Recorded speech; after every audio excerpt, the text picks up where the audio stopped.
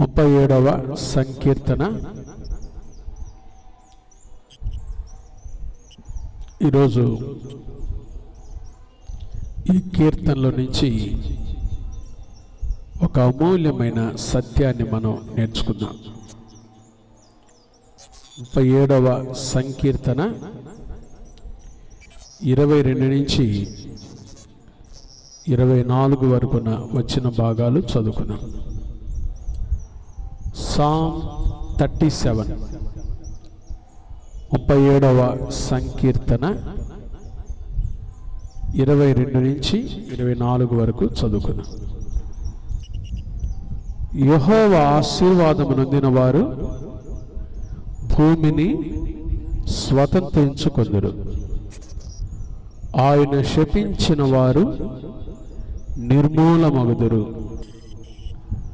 ఒకని నడత యెహోవా చేతనే స్థిరపరచబడును. వాని ప్రవర్తన చూచి ఆయన ఆనందించును. యెహోవా అతని చెయ్యి పట్టుకొని ఉన్నాడు కనుక అతడు నేలను పడినను లేవలేక ఉండడు. చెప్పండి ఈ మాటలు నాతో. యెహోవా అతని చెయ్యి పట్టుకొని ఉన్నాడు. యెహోవా అతని చెయ్యి పట్టుకొని ఉన్నాడు. ఎవరు చేయి పట్టుకుంది? ఎవరండి చేయి పట్టుకుంది? సాక్షాత్తు దేవుడే మన చెయ్యి పట్టుకున్నాడు. ఆయన చెయ్యి పట్టుకున్నాడు గనుక అతడు నేల పడినను లేవలేక ఉన్నాడు. క్రీస్తునందు ప్రియమైన దేవుని బిడ్డారా, మనందరికి తెలిసిన ఒక కీర్తన, చెయ్యి పట్టుకో నా చెయ్యి పట్టుకో అనే కీర్తన మనం పాడతాం కదా. పల్లవి పాడుకుందామా? చెయ్యి పట్టుకో నా చెయ్యి పట్టుకో, నీ జారిపోకుండా నీ పడిపోకుండా. ఇది ఒకటి మీద పెట్టండి. యేసు నా చెయ్యి పట్టుకో, నీ జారిపోకుండా నీ పడి. ఒకటి స్విచ్. యేసు నా చెయ్యి పట్టుకో, చెయ్యి పట్టుకో నా చెయ్యి పట్టుకో. ఆ స్పీకర్ ఆపేసేనని పోకుండా నీ పడిపోకుండా. యేసు నా చెయ్యి పట్టుకో. కృంగిన వేళ ఓదార్పు నీవేగా, నన్ను ధైర్యపరచే నా. Very good. కృంగిన వేళ ఓదార్పు నీవేగా, నన్ను ధైర్యపరచే నా తోడు నీవేగా. మరువగలనా నీ మధుర ప్రేమను, మరువగలనా నీ మధుర ప్రేమను. యేసు నా జీవితాంతము, యేసు నా జీవితాంతము. చెయ్యి పట్టుకో నా చెయ్యి పట్టుకో, నీ జారిపోకుండా నీ పడిపోకుండా. యేసు నా చెయ్యి పట్టుకో, నీ జారిపోకుండా నీ పడిపోకుండా. యేసు నా చెయ్యి పట్టుకో. మనం పాడిన రీతిగా సాక్షాత్తు దావీదు రాస్తున్నాడు. ఏమంటున్నాడు చూడండి, 24వ వచనం, 37వ కీర్తన 24వ వచనం. యెహోవా అతని చెయ్యి పట్టుకొని ఉన్నాడు. దేవుడు ఏం చేస్తాడంటే చెప్పండి, మన చెయ్యి పట్టుకున్నాడు. మీలో ఎంతమంది చేతులు ఆయన పట్టుకున్నాడు అంటే మీరు చెప్పగలరా? నా చెయ్యి పట్టుకున్నాడండి అని చెప్పగలరా? అందరూ చెప్తే సంతోషమే. దేవుడు మన చెయ్యి పట్టుకునే దేవుడు కదండి. ఈ కీర్తన చాలా అద్భుతమైన కీర్తన. చూడండి, వ్యసన పడకము అనే మాట ఎన్నిసార్లు వచ్చింది చూడండి. మొదటి వచ్చింది చూడండి, చెడ్డవారిని చూచి వ్యసన పడకము. 7వ వాక్యం, యెహోవా ఎదుట మౌనముగా ఉండి ఆయన కొరకు కనిపెట్టుకొనుమో ఎక్కువ తీసేది. తన మార్గమున వర్ధిల్లు వాని చూచి, చెప్పండి, తన మార్గమున వర్ధిల్లు వాని చూచి వ్యసన పడకుము. మరలా 8వ వచనం, కోపము మానుము, ఆగ్రహము విడిచిపెట్టుమో, వ్యసన పడకుమో, అది కీడుకే కారణం. వ్యసన పడకుము. మనిషికి ఏముండకూడదు చెప్పండి? వ్యసనం ఉండకూడదు. ఏముండకూడదు? వ్యసనం ఉండకూడదు. చాలా అద్భుతమైన కీర్తన ఈ కీర్తన, ఈ 37వ కీర్తన. దేవుని వాక్యంలో ఈరోజు నా అంశం అది కాదు, కానీ తర్వాత చూడండి 34వ వచనం, యెహోవా కొరకు కనిపెట్టుకొని ఉండుమో, యెహోవా కొరకు కనిపెట్టుకొని ఉండుమో. ఎన్ని అద్భుతమైన విషయాలు రాశాడో.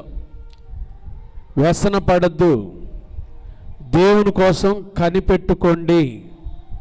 ఒకరోజు ఆయన మిమ్మల్ని హెచ్చిస్తాడు, దీవిస్తాడు, దేవుడు ఆశీర్వదించే దేవుడని చాలా విషయాలు రాశాడు. అయితే ఈరోజు నేను అన్నిటి జోలు పాటు లేదు. 24వ వచనం, యెహోవా అతని ఏం పట్టుకున్నాడు? చెయ్యి దేవుడు మన చెయ్యి పట్టుకునేది ఎందుకు?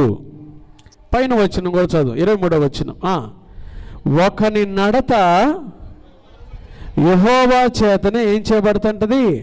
స్థిరపరచబడుతుంటుంది. వాని ప్రవర్తన చూచి ఆయన ఏం చేస్తాడు? కాబట్టి ఈ దేవుడు మన చెయ్యి పట్టుకునేది ఎందుకో తెలుసా? మన నడతను స్థిరపరచుట కొరకే. గట్టిగా చెప్పండి హల్లెలూయా. యేసయ్య మన చెయ్యి పట్టుకునేది ఎందుకంటే మన నడత ఏం చేయాలి? స్థిరపరచాలి. మన ప్రవర్తన చూచి ఆయన ఏం చేయాలి? ఆనందించాలి. అది ఆయన ఉద్దేశం. దేవుని ఉద్దేశం ఏంటంటే మన చెయ్యి పట్టుకొని మన నడత స్థిరపరిచి మనం నడిచే ప్రవర్తన చూచి ఆయన ఏం చేయాలని? ఆనందించాలని. రాత్రి మన ప్రవర్తన చూచి దేవుడు ఆనందిస్తున్నాడా? మన ప్రవర్తన ఆయన దృష్టిలో సరైనదిగా ఉన్నదా లేదా అనేది మనం ప్రశ్నించుకుందాం. దేవుడు చెయ్యి పట్టుకునేది ఎందుకో తెలుసా? మన నడత ఏం చేయాలి? స్థిరపరచుట కొరకే. నడత అంటే క్యారెక్టర్. ప్రభు మన చెయ్యి పట్టుకునేది ఎందుకో తెలుసా? మన నడత బాగు చేయడం కోసం. చూద్దాం, బైబిల్ గ్రంథంలో ఒక 3 విషయాలే రాత్రి క్లుప్తంగా ధ్యానం చేద్దాం. ఆయన ఎవరు చేయి పట్టుకున్నాడో, వారి నడత ఎలా బాగు చేశాడో. హోషేయ గ్రంథం 11వ అధ్యాయం. హోషేయ గ్రంథం, పాత నిబంధన గ్రంథంలో హోషేయ ప్రవక్త, హోజాయా అని పిలుస్తారు. ఇంగ్లీష్లో హోషేయ గ్రంథం 11వ అధ్యాయం 3వ వాక్యం చూడండి. ప్రభు చెప్తున్న మాటలు చూడండి.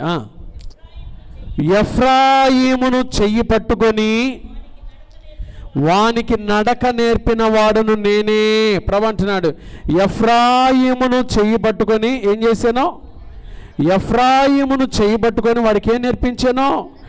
నడక నేర్పాను. ఎఫ్రాయిమును చెయ్యి పట్టుకొని వానికి నడక నేర్పాను.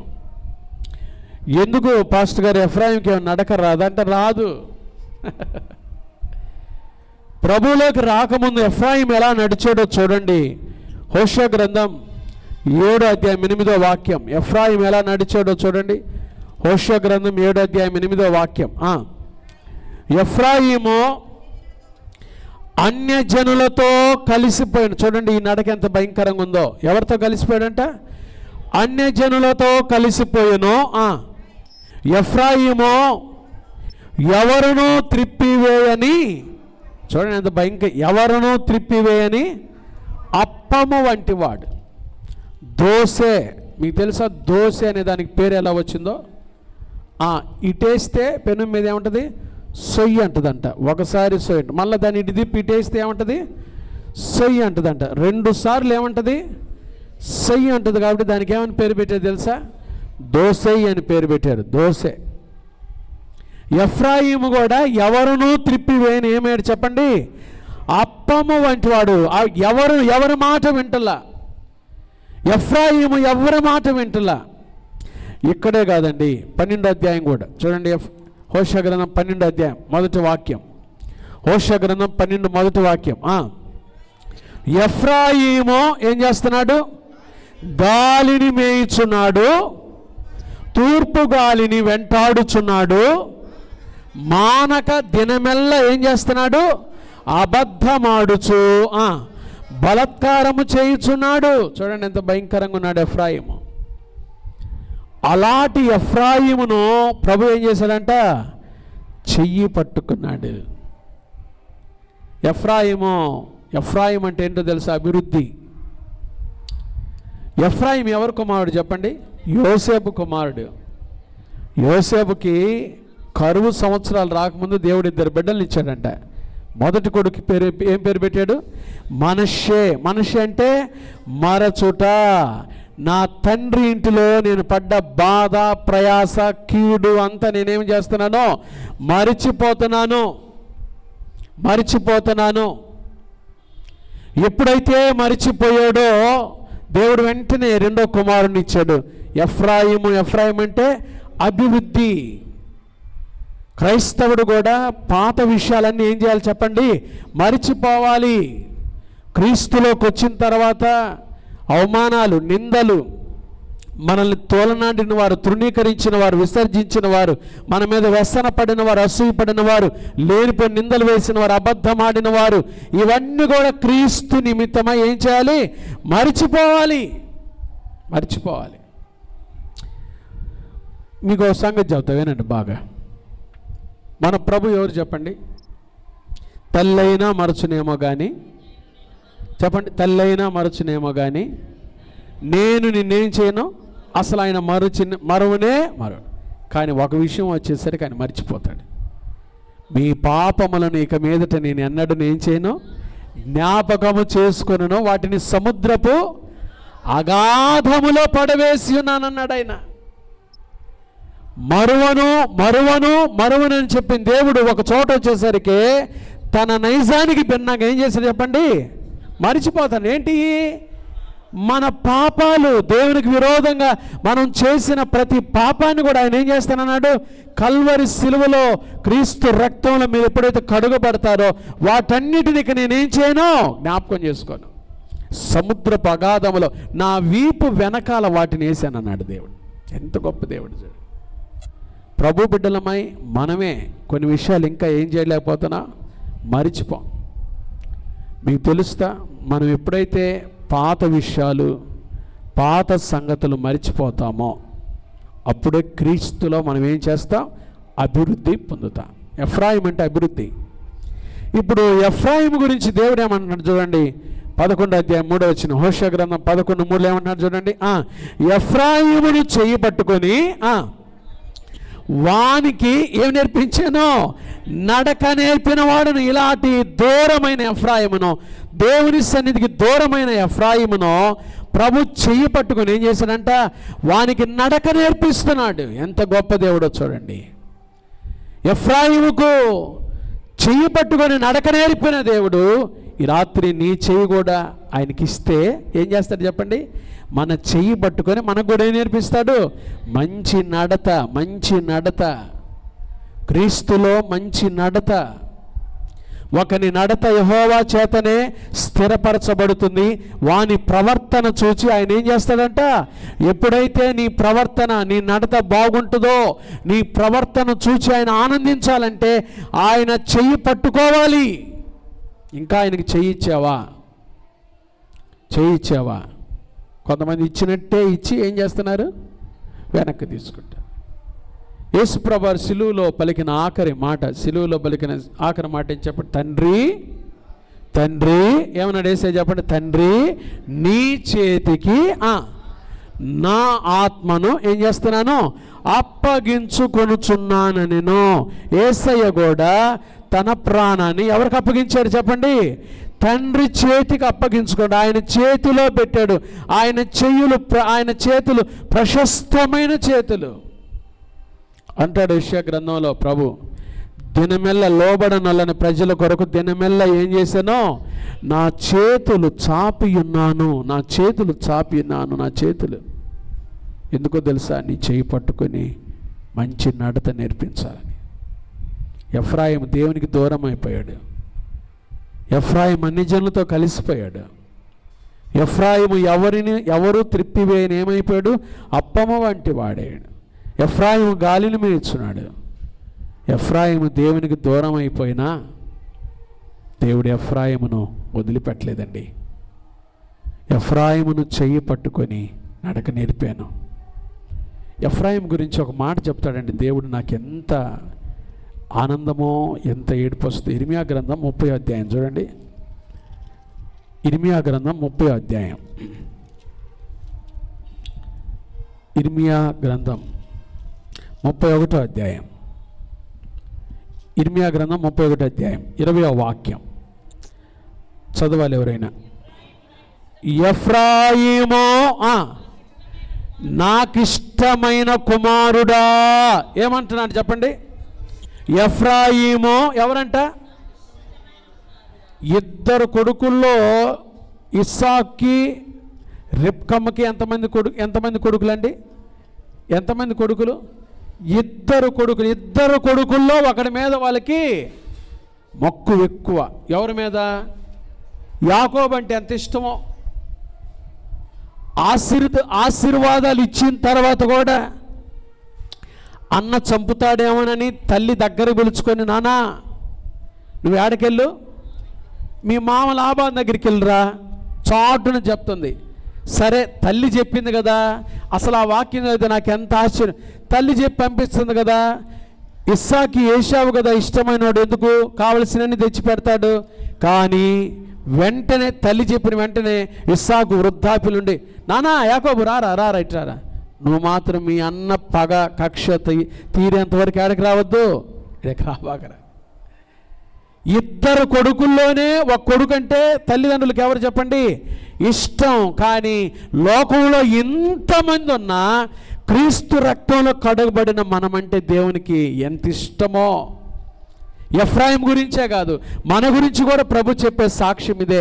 ఆయన దగ్గరకు వచ్చినప్పుడు, ఆయన రక్తంలో కడుగబడినప్పుడు, ఆయనకి ఇష్టమైన నడత మనం నడుస్తున్నప్పుడు ప్రభు ఏమంటాడు తెలుసా? ఎఫ్రాయిమో నాకు ఇష్టమైన కుమారుడా, నాకు ముద్దు బిడ్డ, నేను అతనికి విరోధముగా మాట్లాడినప్పుడల్లా అతని జ్ఞాపకమో నన్ను విడవకున్నది. అతను గూర్చి నా కడుపులో కొన్ని మాటలండి ఏదో చదువుకుంటా పోతే ఏం రుచించదు. కానీ కొన్ని మాటల అనుభవంతో అతని గూర్చి నా కడుపులో చాలా వేదన. ప్రభు తప్పక నేను అతను ఏం చేస్తానో కరుణింతును. ప్రభు మన గురించి ఎంత మదన పడుతుంటాడో చూడండి.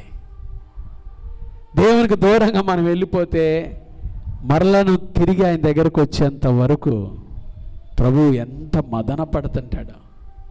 అతని గురించి నా కడుపులో చాలా వేదనగా.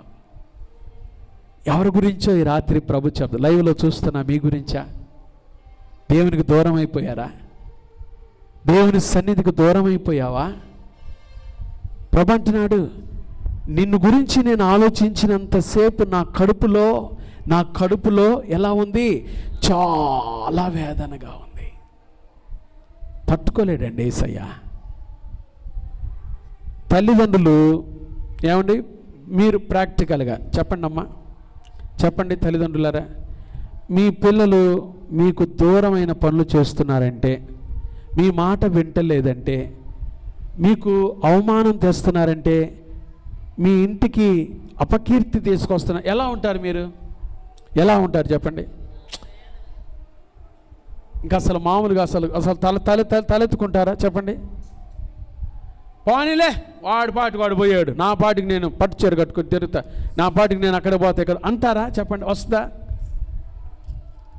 బిడ్డలు దూరం అయిపోతుంటేనే కడుపులో బాధే. క్రీస్తు రక్తంలో కడుగబడిన మనం ఎఫ్రాయిములాగా దేవునికి దూరం అయిపోయేమేమో. ప్రభు ఈ రాత్రి అంటున్నాడు, ఎఫ్రాయిమును చెయ్యి పట్టుకొని వాడికి ఏమి నేర్పిస్తానో నడక నేర్పిస్తాను. రాత్రి ప్రభు దగ్గరికి వస్తే నీ నడత బాగు చేసేవాడు, నడక నేర్పేవాడు, ఆశీర్వాదకరమైన జీవితం ఇచ్చేవాడు యేసయ్య. ఎందుకో తెలుసా? ఆయనే చెప్పాడు, నేను యెహోవా అతని చెయ్యి పట్టుకొని ఉన్నాడు గనుక అతడు నేలపడినను తిరిగి లేవలేక ఉండడు. ప్రభు చేయి పట్టుకుంటే, యేసయ్య దగ్గరకు వచ్చి నీ చెయ్యి ఇస్తే, నీ జీవితాన్ని ఇస్తే, ఒకవేళ నేల పడ్డావేమో, కింద పడ్డావేమో, పడిపోయిన వాడు పడిపోయినట్టుగా ఉండటం దేవునికి ఇష్టం లేదు. జారిపోయిన వారు జారిపోయినట్టుగా ఉండటం దేవునికి ఇష్టం లేదు. ప్రభు అంటున్నాడు, మీరు తిరిగి నా దగ్గరికి రండి, మీరు తిరిగి నా దగ్గరికి రండి, నేను మీకేమి నేర్పిస్తానో మీ చెయ్యి పట్టుకొని నడక నేర్పుతాను. ప్రభు మన చెయ్యి పట్టుకున్నాడంటే మొట్టమొదట ఏమి నేర్పిస్తాడు? నడక నేర్పిస్తాడు. రెండోది చూద్దాం, మార్కు సువార్త 8వ అధ్యాయం. మార్కు శుభవార్త 8వ అధ్యాయం 22-23 వచనాలు చదువుకుందాం. మార్కు శుభవార్త 8వ అధ్యాయము 22-23 వచనం. అంతలో వారు బేత్సయిదాకు వచ్చిరి. అప్పుడు అక్కడ వారు ఆయన యొద్దకు ఒక గ్రుడ్డి వాణ్ణి ఏం చేశారు? తోడుకొని వచ్చి వాని ముట్టవలనని ఆయనను ఏం చేశారు? వేడుకొనిరి. ఎంత గొప్ప విషయం చూడండి. బాగులేని వాళ్ళని ప్రభు ఉన్నప్పుడు అంటే ప్రభు దగ్గరికి తీసుకొచ్చారండి. అంటే తెచ్చేవాడు ఎవరో చెప్పండి, తెచ్చేవాళ్ళు ఎవరో ఉండాలి కదండి. నేను చెప్పేది ఏంటంటే, వినుకొండలు ఇంతమంది ఉన్నారే, ఇంతమంది గురించిన భారం నీకుందా? ఆ రోజుల్లో చూడండి, ఇక్కడే కాదు, మనం ఈ సువార్తలు చదువుతుంటే యేసు ప్రభువారు కపెర్నహూములోకి వెళ్ళాడు. మీ తలలు ఎత్తండి, కొన్ని విషయాలు ఎక్స్ప్లెయిన్ చేస్తా. యేసు ప్రభువారు కపెర్నహూముకి వెళ్ళాడు. అక్కడ ఎవరున్నారు చెప్పండి? పక్షవాయువు చేత బాధించబడుతున్న ఒకడున్నాడు, రోగి. యేసు ప్రభువారు ఒక ఇంట్లో ఏం చేస్తున్నాడు? వాక్యం చేస్తున్నాడు, చెప్తున్నాడు, బోధిస్తున్నాడు. ఆయన ఒక నలుగురు ఏం చేశారు చెప్పండి? అక్కడ స్థలం లేదని ఏం చేశారు? ఇంటి పైకప్పు విప్పి ఏం చేశారు చెప్పండి? మంచంతో సహా అతని అంటే దించే వాళ్ళు ఉండాలి కదా, బాగలేని వాళ్ళకి శుభవార్త చెప్పేవాళ్ళు ఉండాలి కదా, మోసుకొచ్చే వాళ్ళు ఉండాలి కదా, చెప్పేవాళ్ళు ఉండాలి కదా. ఇక్కడ చూడండి ఏం జరిగిందో. మార్కు శుభవార్త 8:22 చూడండి. అంతలో వారు బేత్సయిదాకు వచ్చారు. యేసు ప్రభువారు శిష్యులు బేత్సయిదాకు వచ్చారు. అప్పుడు అక్కడి వారు ఆయన యొద్దకు ఏం చేశారు చెప్పండి? ఒక గుడ్డి వాణ్ణి తోడుకొని వచ్చి వాని ముట్టవలనని ఏం చేశారు అంటే, కొంతమంది వాడు బాగుపడటం కోసం ఏం చేస్తున్నారు? వేడుకున్నారంటే నేనేం చెప్పాను? వేడుకున్నారనే మాటకి ఏం చెప్పాను? విజ్ఞాపన చేయటం. వేడుకోవటం అంటే దేవుని కాడికి వచ్చి ఏం చేస్తున్నారు? విజ్ఞాపన. అయ్యా, ఈ గుడ్డివాడు ఏమవ్వాలి? బాగుపడాలయ్యా, మాకు చూపు వచ్చింది, మా కళ్ళు బాగున్నాయి, కానీ వీడు గుడ్డోడు, మా ఊర్లో గుడ్డోడయ్యా, వీడు బాగుపడాలి. చాలామంది ఈ రోజుల్లో గుడ్డితనంతో ఉన్నారు. క్రీస్తుని ఎరగకపోవటమే గుడ్డితనం. యుగ సంబంధమైన దేవత అవిశ్వాసులైన వారి మనోనేత్రాలకు ఏం కలుగు చేశాడు? గుడ్డితనము. అవిశ్వాసులైన వారి మనోనేత్రాలు గుడ్డితనం. యుగ సంబంధమైన దేవత అవిశ్వాసులైన వారి మనోనేత్రాలకు గుడ్డితనం కలుగు చేశాడు. కాబట్టే అలాంటి గుడ్డి వారిని క్రీస్తు దగ్గరికి నడిపించాలి. మనం ఉండాలండి. సువార్త భారం కలిగిన మనం ఉండాలి. వేడుకోవాలి. యేసు ప్రభు దగ్గరికి వచ్చి, ప్రభావిని బాగు చేయ. వాళ్ళు వేడుకున్నారు. అప్పుడు ఏం జరిగింది చూడండి, 23వ వచనం. ఆయన ఆ గుడ్డి వాణ్ణి ఏం పట్టుకున్నాడు? చెయ్యి పట్టుకున్నాడు. చూసారండి, యేసయ్య చెయ్యి పట్టుకున్నాడు. చెయ్యి పట్టుకునేది మన నడత బాగు చేయటం కోసమే, మనల్ని బాగు చేయటం కోసమే. యేసయ్య గుడ్డివాణ్ణి చేయి పట్టుకొని ఊరి వెలుపలకి తోడుకొని పోయి ఏం చేశాడు యేసు ప్రభువు చెప్పండి? ఏందండి, చాలాసార్లు యేసయ్య అక్కడే ఉండి ఏం చేశాడు? బాగు చేసి అక్కడే ఉండి. కానీ కొన్ని పర్యాయాలు చూడండి, యేసుప్రభువు వారు ఎక్కడ తీసుకెళ్ళాడు? ఊరి వెలుపల. అంటే ఊర్లో వాళ్ళందరూ ఏం చేస్తున్నారు? ఈ దృశ్యాన్ని చూస్తున్నారు. గుడ్డివాడిని పట్టుకోవటం చూస్తున్నారు. యేసయ్య గుడ్డివాడిని పట్టుకోవటం చూస్తున్నారు. అంటే గుడ్డివాడు అంటే కొంతమందికి ఇష్టం లేకపోవచ్చు. గుడ్డివాడిని పట్టుకోవటం కొంతమందికి ఇష్టం లేకపోవచ్చు. బాగులేని పట్టుకోవటం కొంతమందికి ఇష్టం లేకపోవచ్చు. నువ్వే పరిస్థితుల్లో ఉన్నా, నువ్వంటే ఎవరికి ఇష్టం ఉన్నా లేకపోయినా యేసయ్యని చెయ్యి పట్టుకొని ఊరి వెలుపలకు తోడుకొని పోయి వాని కన్నుల మీద ఏమేశాడు? ఉమ్మి వేసి వాని మీద చేతులుంచి నీకేమైనా నువ్వు కనబడుచున్నదా అని వాడిని అడుగగా వాడు కన్నులెత్తి మనుషులు నాకు కనబడుచున్నారు, వారు చెట్ల వలె ఉండి నడుచుచున్నట్లుగా నాకు కనబడుచున్నారు. అంతటా ఆయన మరలా తన చేతులు వాని కన్నుల మీద ఉంచగా వాడు తేరి చూచి కుదుర్చబడి సమస్తమును యేసయ్య మన కన్నులు ఏం చేసేవాడు చెప్పండి? బాగు చేసేవాడు. గుడ్డివాడి కన్నులు తెరిచేసి మన కన్నులు తెరవడా? ఏం చేశాడు యేసు ప్రభు? ఊరి వెలుపలకు తీసుకుపోయి ఏం చేశాడు చెప్పండి? వాని కన్నుల మీద ఏం చేశాడు? ఉమ్మి వేశాడు. చెప్పాలి గట్టిగా, ఏం వేసాడు యేసయ్య? స్పందించాలి. ఏం వేసాడు యేసయ్య? వాని కన్నుల మీద ఏం వేశాడు? ఉమ్మేశాడు. ఆయన మాటలో స్వస్థత ఉంది, ఆయన వస్త్రపు చెంగులో స్వస్థత ఉంది, ఆయన ఉమ్మిలో స్వస్థత ఉంది, ఆయన తాకితే స్వస్థత ఉంది, ఆయన చూపులో స్వస్థత ఉందా లేదా చెప్పండి? ఈ రాత్రి లైవ్లో చూస్తున్న వారి సన్నిధికి వచ్చిన మీరు, మీ కళ్ళు బాగలేవేమో, ఒకవేళ మీరు అలర్జీ కానీ ఏదైనా సమస్యలతో బాధపడుతున్నారేమో. పాస్టర్ గారు, ఇటీవల నా రెటీనా సరిగా కనబట్టలేదండి, షుగర్ వచ్చి ఈ రెటీనాకి ఏదో ఎఫెక్ట్ తీసినట్టుగా ఉంది, నా కళ్ళు బాగలేదు పాస్టర్ గారు అని ఎవరైతే లైవ్లో చూస్తున్నవారు, సన్నిధికి వచ్చిన వారు, మీ కళ్ళు సరిగా తేటగా కనబడకపోతే గుడ్డివాడు కన్నులు తెరిచిన యేసయ్య, ఉమ్మి వేసి బాగు చేసిన యేసయ్య ఈ రాత్రి మిమ్మల్ని కూడా బాగు చేయడానికి ఇష్టపడతాను. ప్రార్థన చేద్దాం అందరూ లైవ్లో చూస్తున్నవారు. ఆయన ఉమ్మిలో స్వస్థత ఉంది. దైవ సేవకుడుగా నాలో ఏమీ లేదు, కానీ నేను ప్రకటించే యేసయ్య గొప్ప దేవుడు. ఆయన మాటలో స్వస్థత ఉంది, ఆయన ఉమ్మిలో స్వస్థత ఉంది, ఆయన వస్త్రపు చెంగులో స్వస్థత ఉంది, ఆయన తాకితే స్వస్థత ఉంది. ఇదిగో ఆయన దయగల చూపులు నీ మీద ఉన్నాయి, ఆయన దయగల చూపులు ఈ రాత్రి నీ మీద ఉన్నాయి. నీ కళ్ళు బాగలేవేమో, ఇక్కడ గుడ్డివాడిని తీసుకొచ్చారు. యేసయ్య వాడిని పట్టుకొని, వాడి చేయి పట్టుకొని ఊరి వెలుపలకు తోడుకొని పోయి వాని కన్నుల మీద ఉమ్మేశాడంట యేసయ్య. వాని కన్నుల మీద ఉమ్మి వేయగానే పుట్టుగుడ్డివాడు, వాడి కన్నులు తెరవబడ్డాయి. సమస్తము తేటగా చూశాడు. ఈ రాత్రి ఎంతమంది కన్నుల ఎలర్జీతో బాధపడుతున్నారు?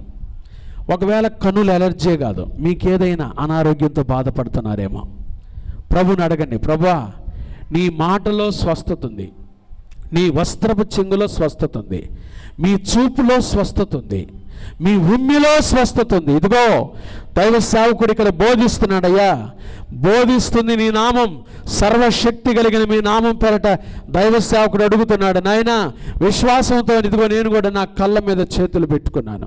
నా కళ్ళు తండ్రి రెటీనా సరిగా కనబట్టలేదు, నా చూపు కనబట్టలేదని తండ్రి డాక్టర్స్ చూపు రావని అన్నారు తండ్రి. ఇదిగో నాయన యేసు రక్తంలో మీ ఉమ్మి వేసి నన్ను బాగు చేయి తండ్రి, మీ ఉమ్మి వేసి నన్ను బాగు చేయయ్యా, మీ ఉమ్మి వేసి నన్ను బాగు చేయయ్యా, మీ ఉమ్మి వేసి నన్ను బాగు చేయయ్యా. మీరు అడగండి, మీరు అడగండి, మీరు అడగండి. మీరు అడుగుతూ ఉండగానే ఈ రాత్రి మీరు అడుగుతూ ఉండగానే ఆయన దయగల చూపులు మీ మీద ఉంటున్నాయి. ఆయన దయగల చూపులు యేసయ్య మీ చెయ్యి పట్టుకొని, మీ ఇంట్లో ఎవరికి బాగలేదో మీరు చూస్తున్నవారు, మీకు ఎవరికి బాగలేదో ఆయన ఇప్పుడే మీ కళ్ళను తాకునుగాక, మీ కళ్ళను తాకునుగాక, మీకు చూపు ప్రసాదించునుగాక, మీకు సమస్తము తేటగా కనబడినట్లుగా డాక్టర్లకు అందని పరమ వైద్యుడైన దైవ వైద్య శాస్త్రాన్ని గ్రహించలేని గొప్ప కార్యాలు చెయ్యవాడు, గొప్ప కార్యాలు చెయ్యవాడు దేవుని సన్నిధిలో అడగండి, రాత్రి అడగండి, ప్రభువా తండ్రి, మీ ఉమ్మిలో స్వస్థత ఉందయ్యా, మీ ఉమ్మిలో స్వస్థత ఉందయ్యా, అయ్యా నేను తేటగా చూడాలి. బైబిల్ చదువుకోవాలి. బైబిల్ చదువుకోలేకపోతున్నాను పాస్టర్ గారు, ఈ మధ్య నా చూపు సరిగ్గా ఉండలేదని చెప్తున్నారు చాలామంది.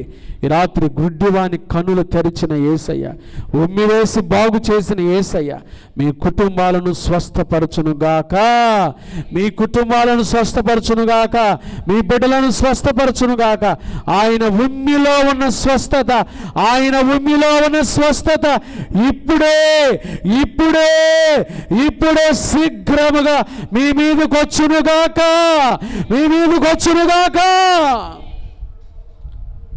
ప్రభు గుడ్డివాని కళ్ళు తెరిచాడు. యేసయ్య గొప్ప దేవుడండి. ఎఫ్రాయిమును చేయబట్టుకొని ఏం నేర్పించాడు? నడక నేర్పించాడు. గుడ్డివాని చేయబట్టుకొని ఏం తెరిచాడు? కన్నులు తెరిచాడు. ఎవరికి ఏది బాగలేదో, ప్రవర్తన బాగులేని వాళ్ళని ప్రవర్తన బాగు చేస్తాడు చేయబట్టుకొని. ఆరోగ్యం బాగలేని వారిని చేయబట్టుకొని ఆరోగ్యం ఇచ్చేవాడు యేసయ్య. ఈ రాత్రి ఏ పరిస్థితుల్లో దైవ సన్నిధికి వచ్చారో, ఏ పరిస్థితుల్లో లైవ్లో చూస్తున్నారో, మీ చేయి పట్టుకొని మిమ్మల్ని బాగు చేస్తున్నాడు. విశ్వసించండి. ప్రభు అద్భుతాలు చేస్తున్నాడు కానండి, వాటిని మనమే గ్రహించలేకపోతున్నాం. వాస్తవం అది. చూడండి, ప్రభు ఒక మాట చెప్తారు. మత్తయి సువార్త 11వ అధ్యాయం. మత్తయి సువార్త 11వ అధ్యాయము 20-21 వచనాలు నేను చదువుతున్నాను. Matthews, the gospel according to Saint Matthews, మత్తయి సువార్త 11వ అధ్యాయం 11 చాప్టర్ 20-21 చదవండి ఎవరైనా. పిమ్మట ఏ పట్టణములలో ఆయన విస్తారమైన అద్భుతములు చేసెనో ఆ పట్టణముల వారు మారు మనసు పొందకపోవుట వలన ఆయన వారినిట్లు గద్దింపసాగెను. అయ్యో కొరాజీనా, అయ్యో బేసైదా, మీ మధ్యను చేయబడిన అద్భుతములు తూరు సీదోను పట్టణములలో చేయబడిన ఎడల ఆ పట్టణముల వారు పూర్వమే గోనె పట్ట కట్టుకొని బూడిద వేసుకొని, కానీ మనమేం పొందలేదు. ఇంకా కొరాజీనా, బేసైదా పట్టణాలు మన జీవితాలే. విస్తారమైన అద్భుతాలు చేశాడంట యేసయ్య. అక్కడ ఏం చేశాడు? చదవండి, అక్కడ రాశాడు కదా. ఏ అద్భుతాలు? పిమ్మట ఏ పట్టణములలో ఆయన ఏ అద్భుతాలు చెప్పండి ఆ మాట. విస్తారమైన, ఏం చెప్పండి, ఏ అద్భుతాలు? మన మధ్యలో కూడా ఆయన విస్తారమైన అద్భుతాలు చేస్తున్నాడు. కానీ మనమే ఏం చేయటం లేదు, మారు మనసు లేదు, వాటిని గ్రహించలేకపోతున్నా. రక్షింప నేరకున్నట్లు యెహోవా హస్తమో చూశారండి. ఎన్నో అద్భుతాలు చేస్తున్నాడు ప్రభు. అద్భుతకరుడైన, అద్భుతాలు చేసేవాడు, మనమే గ్రహించటం లేదు. ప్రియమైన దేవుని బిడ్డలారా, మారు మనసు పొంది ప్రభు వైపు తిరగండి. చేయి పట్టుకొని నడక నేర్పిస్తాడు, చేయి పట్టుకొని కన్నులు తెరుస్తాడు. మూడో మాట, మార్కు సువార్త 5వ అధ్యాయం. మార్కు సువార్త 5వ అధ్యాయం, మార్కు శుభవార్త 5వ అధ్యాయము 41-42 వచనాలు. 41-42 వచనాలు. ఆ చిన్నదాన్ని చెయ్యి పట్టి తలి తాకుమి అని ఆమెతో చెప్పాను. ఆ మాటకు చిన్నదానా లెమ్మని నీతో చెప్పుచున్నాను అర్థము. వెంటనే ఆ చిన్నది లేచి నడవసాగెను. ఆమె 12 సంవత్సరముల ప్రాయము గలది. వయసు కూడా రాశాడు ఇక్కడ యేసయ్య. 12 సంవత్సరాలంటే ఏ వయసులోకి వచ్చింది? టీనేజ్లోకి వచ్చింది. చాలామంది teenage, young boys and girls టీనేజ్లోకి వచ్చిన తర్వాత చాలా విషయాల్లో మీరు దేవునికి దూరం అయిపోతూ ఉన్నారేమో కదండి. సొలొమోను, జ్ఞాని అయిన సొలొమోను రాస్తాడు, లేత వయస్సు నడిప్రాయము ఏమైంది? గతించిపోద్ది. గుర్తుపెట్టుకోవాలి. వయసులో, యవ్వనంలో రకరకాలైన కోరికలు వస్తాయి. అది కూడా అంటాడు సొలొమోను, యవనుడా, నీ దృష్టి యొక్క ఇష్టము చొప్పున, నీ కోరిక చొప్పున నీవు నడుచుకో. అయితే ఒకరోజు చేసిన వాటన్నిటికీ దేవుడు ఏం చేయబోతున్నాడు? తీర్పులోనికి తీసుకురాబోతున్నాడు. తీర్పు ఉందని గ్రహించాలి. యవనస్తులారా, యవన ప్రాయంలో ఎలా జీవిస్తున్నారు? యవన ప్రాయంలో ప్రభుని తెలుసుకోవాలి. బాల్య దినములోనే సృష్టికర్త అయిన ప్రభు దగ్గరికి రావాలి. 12 సంవత్సరాల యవనస్తురాలని బిడ్డ ఏమైందంట చెప్పండి? చనిపోయింది. యేసు ప్రభు ఆ యాయిరు ఇంటికి వెళ్ళాడు. యాయిరు కుమార్తె, ప్రధాన యాజకుడు యాయిరు కుమార్తె యాయిరు ఇంటికి వెళ్ళాడు యేసు ప్రభువారు. సమాజ మందిరపు అధికారి యాయిరు ఇంటికి వెళ్ళి చూడండి ఏం చేశాడు. 41 వచ్చినాం, మార్కు సువార్త 5:41. ఆ చిన్నదాని చెయ్యి పట్టి, యేసయ్య చెయ్యి పట్టుకున్నాడు. అంతే, చెయ్యి పట్టుకొని తలి తాకుమి అని ఆమెతో చెప్పాను. ఆ మాటకు వెంటనే చిన్నదానా, యేసుప్రభువారు తలి తాకుమి అని చెప్పగానే చిన్నదాన లే అంటే చచ్చిన చిన్న బిడ్డ లేచి కూర్చుంది, నడిచింది. యేసయ్య చేయి పట్టుకునేది ఒకటి, నడక నేర్పటానికి. 2, యేసయ్య చేయి పట్టుకునేది కన్నులు తెరవటానికి. 3వది, యేసయ్య చేయి పట్టుకునేది నీకు జీవం ఇవ్వటానికి. నీలో మృతతుల్యమైన నీ శరీరానికి జీవం ఇవ్వటానికి, నీ బ్రతుకును బాగు చేయుట కొరకై. ఎక్కడ ఏ పరిస్థితుల్లో చచ్చిపోయి ఉన్నావో, నిర్జీవమైన పరిస్థితుల్లో ఉన్నావో, ప్రభు చేయి పట్టుకునేది ఎందుకో తెలుసా? నీ జీవితంలో ఆశలు రేకెత్తించుట కొరకై. మనకు తెలుసు యెహెజ్కేలు గ్రంథం 37 అధ్యాయంలో ఎండిపోయిన ఎముకలంట. ఆ లోయ పేరు ఏం పేరు? ఎండిన ఎముకల లోయ. ఎండిన ఎముకలు దేనికి సాదృశ్యంగా ఉన్నాయి? ఇశ్రాయేలు జనాంగానికి సాదృశ్యంగా ఉన్నాయి. వాళ్ళు అంటున్నారు, మాకిక ఆశలు లేవయ్యా, మా ఆశలు విఫలమైపోయినాయి, మేము నాశనమైపోతిమి. చూడండి, చాలామంది దేవుని బిడ్డలు ఈ రోజులు అంటున్న మాటలు, ఆశలు లేవయ్యా, బ్రతకటానికి ఆశలన్నీ చచ్చిపోయినాయి, మేము నాశనమైపోయాము, సమాధిలాగున్నామయ్యా, మా బ్రతుకులు ఎండిపోయినాయి, నిర్జీవమైపోయాము. నిర్జీవమైపోయావా? ఆశలు విఫలమైపోయినాయా? నాశనమైపోయాను అనుకుంటున్నావా? ప్రభు ఈ రాత్రి నీ చేయబట్టుకోండి. ఎందుకో తెలుసా? ఆశలు చిగురింప చేయటానికి. యేసయ్య ఎవరో తెలుసా? నిర్జీవమైన జీవితాలకు ఏమి ఇచ్చేవాడు? జీవాన్ని ప్రసాదించేవాడు. ఎండిన ఎముకలకు ఏమి ఇచ్చేవాడు? జీవాన్ని ప్రసాదించిన యేసయ్య.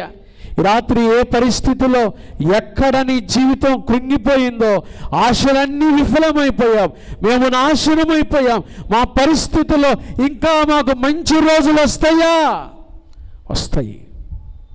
వస్తాయండి, వస్తాయి. ఆ రోజు సమాజ మందిరపు అధికారి యాయిరు చిన్న బిడ్డ చెయ్యి పట్టుకొని తన జీవితానికి మరొక జన్మనిచ్చిన వాడు. ఇదిగో నేను ప్రకటించుచున్న యేసయ్య నీ బ్రతుకును కూడా బాగు చేస్తాడు. మానవులుగా మనం ఏమనుకుంటా తెలుసండి? ఇక నా బ్రతుకు అయిపోయింది. మన బ్రతుకు అయిపోయింది అన్నప్పుడే ఆయన కార్యాలు ప్రారంభమవుతాయి అని మనం గ్రహించాలి. ఒకసారి చిన్న ఉపోద్ఘాతం, చిన్న ఉపమానం చెప్పి ప్రార్థన చేస్తాం. అది పల్లెకారులుండే ప్రదేశం, సముద్ర తీరం. ఒక జాలరి పట్నం అమ్మాయిని పెళ్లి చేసుకున్నాడంట. ఎవరండి? స్పందించాలి. మీరు వింటున్నారంటే వెంటనే ఏం చేస్తారు చెప్పండి? ఒక జాలరి పల్లెకారుడు ఎవరిని పెళ్లి చేసుకున్నాడు? పట్నం అమ్మాయిని పెళ్లి చేసుకున్నాడంట.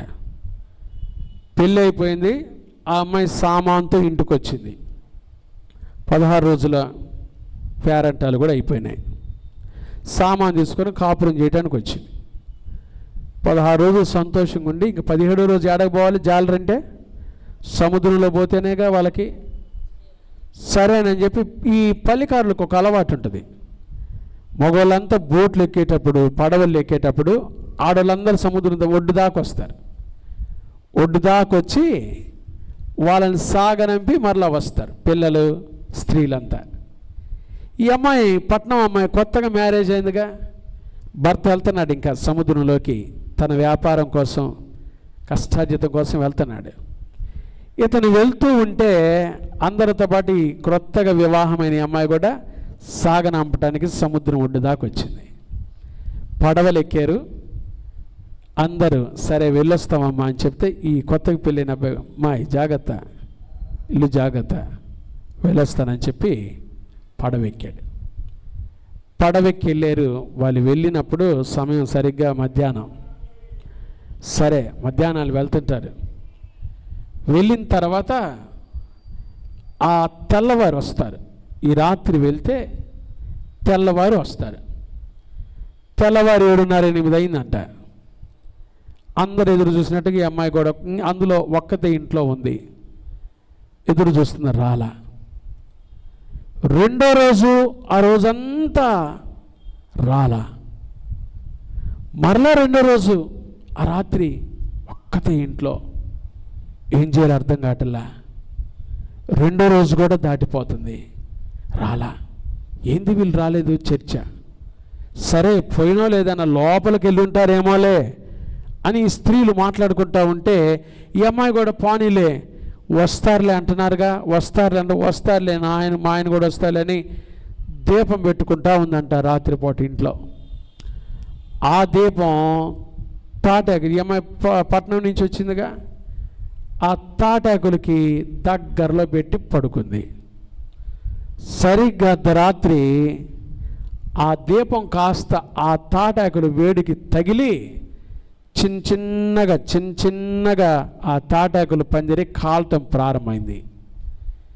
ఈ అమ్మాయి ఒక్కతే ఇంట్లో నిద్రపోతా ఉంది. కాసేపటికి ఇల్లంతా పొగ్గమ్ముకుందంట.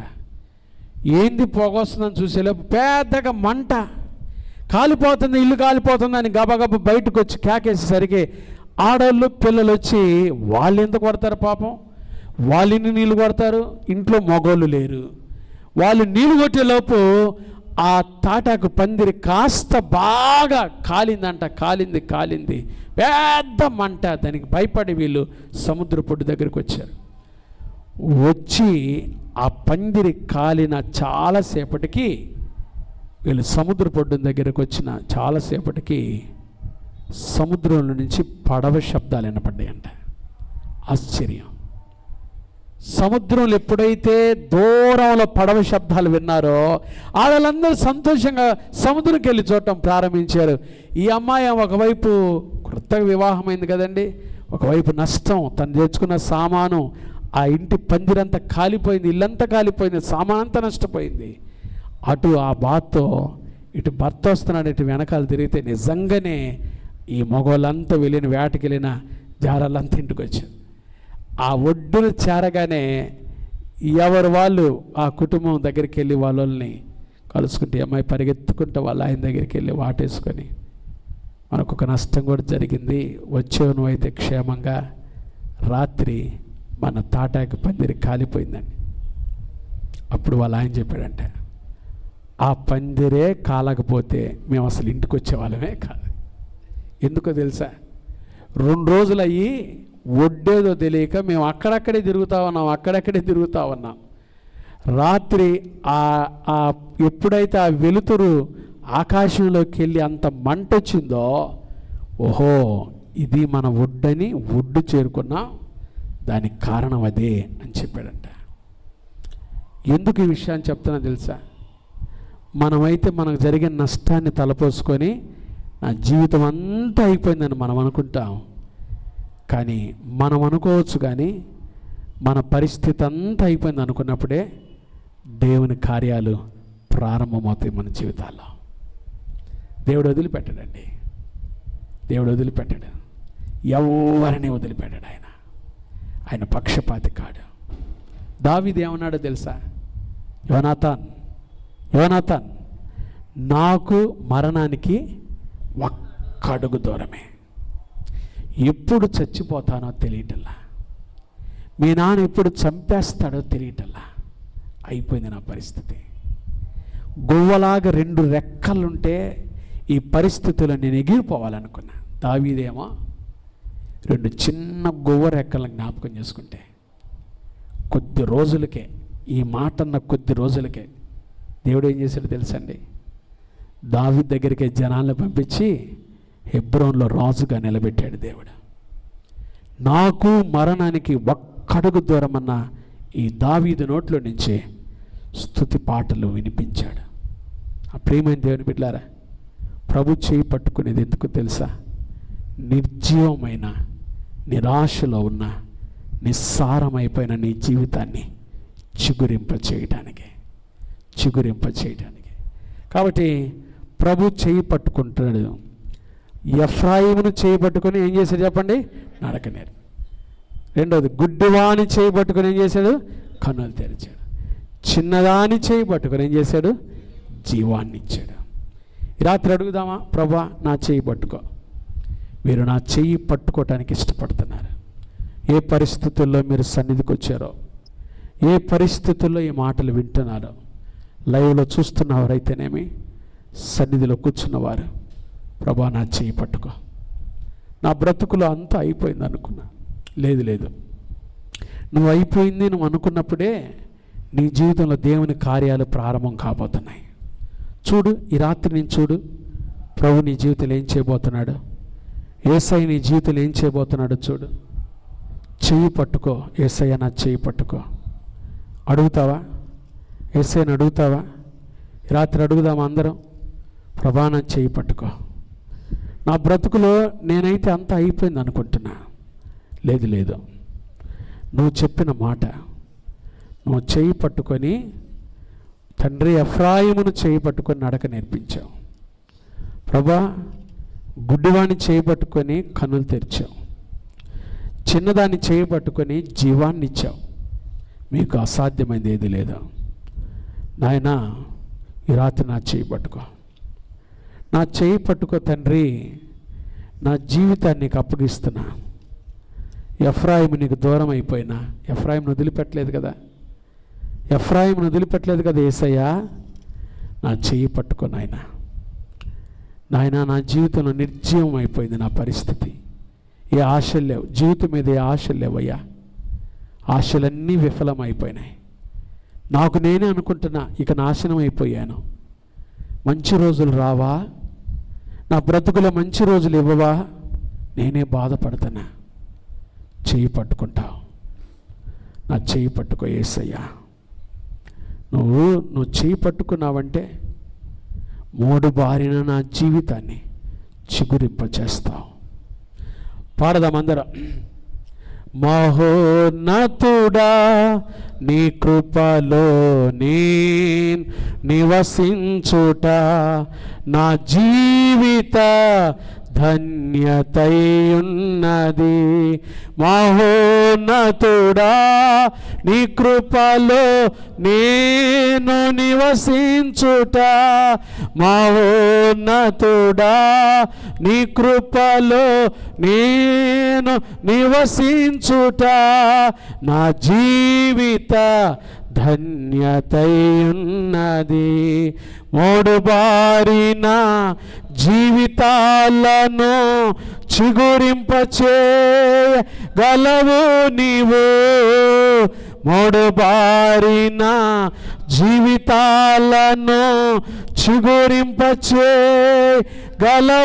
నీవు. మారానుభవం మధురముగా మార్చగలవు నీవు.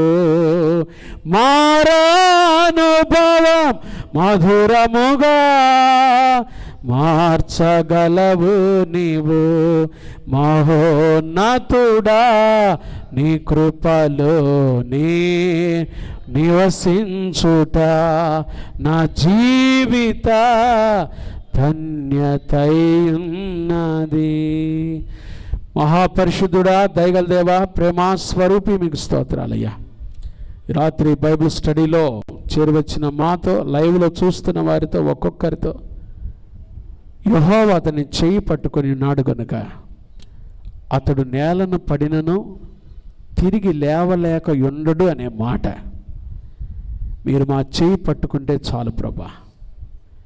ఎఫ్రాయిమును చేయి పట్టుకొని నడక నేర్పించారు, జీవితం ఇచ్చారు, మంచి బ్రతుకులో నడిపించారు. తండ్రి గుడ్డివాణ్ణి చేయి పట్టుకొని కన్నులు తెరిచారు, మీరు అద్భుతం చేశారు. చిన్నదాన్ని చేయి పట్టుకొని జీవాన్ని ఇచ్చిన దేవుడు, మూడుబారిన జీవితాలను చిగురింపచేసే దేవుడు, మారాను మధురంగా మార్చే దేవుడు అయ్యా. ఈ రాత్రి నాయన సన్నిధికి వచ్చిన మా అందరితో సూటిగా స్పష్టంగా మాట్లాడారు.